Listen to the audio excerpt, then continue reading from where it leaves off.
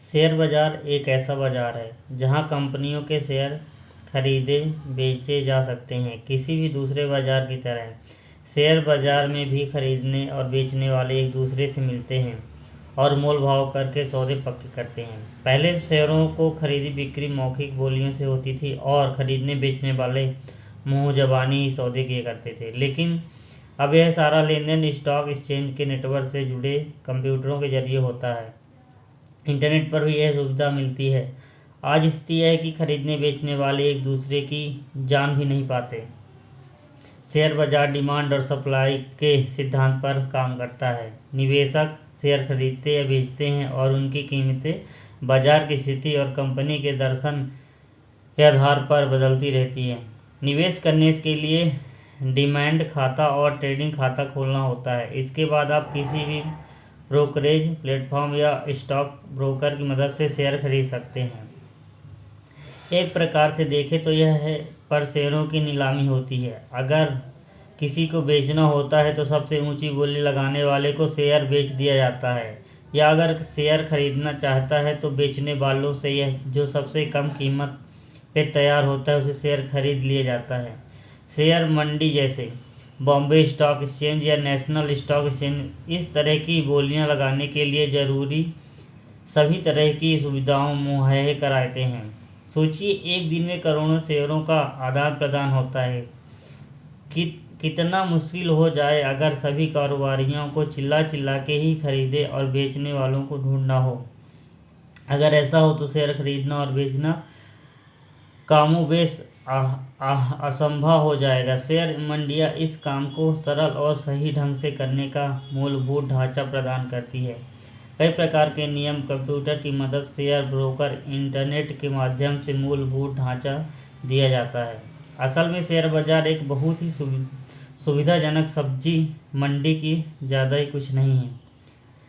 कुछ साल पहले तक बॉम्बे स्टॉक एक्सचेंज सीधे खरीदे फरोख्त करनी पड़ती थी। पिछले कुछ सालों में कंप्यूटरों और इंटरनेट के माध्यम से कोई भी घर बैठे शेयर को ऑनलाइन खरीद और बेच सकता है। सूचना क्रांति यह एक उत्कृष्ट नमूना है। जो काम पहले कुछ पैसे वाले लोग ही कर सकते थे, अब वो सब एक आम आदमी भी कर सकता है। शेयर बाजार को दो वर्गों में बांटा जाता है। पहला प्राइमरी मार्केट, दूसरा सेकेंडरी मार्केट। प्राइमरी मार्केट में कंपनियां स्टॉक एक्सचेंज से पहली बार सूचीबद्ध होती हैं और अपने शेयर जारी करती हैं। कंपनियों आईपीओ इनिशियल पब्लिक ऑफरिंग के जरिए अपने शेयर पहली बार शेयर बाजार में इशू करती हैं और बाजार में पूंजी जुटाने का प्रयास करती हैं। सेकेंडरी मार्केट में एक्सचेंज ट्रेड मार्केट भी कहते हैं। यह एक रेगुलर मार्केट है जहां पर कंपनियों के शेयर ट्रेडिंग रेगुलर बेसिक पर होती है।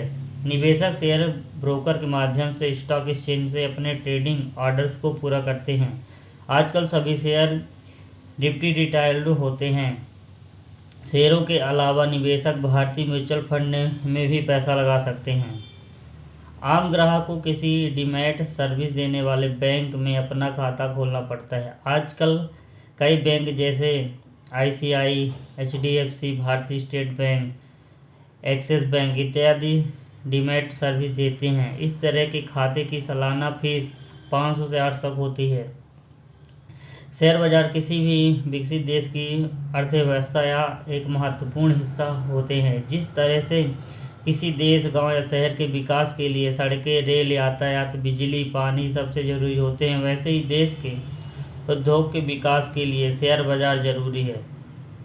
उद्योग धंधों को चलाने के लिए कैपिटल चाहिए होता है, ये उन्हें शेयर बाजार से मिलता है। शेयर बाजार के माध्यम से हर आम आदमी बड़े से बड़े उद्योग में अपनी भागीदारी प्रदान कर सकता है।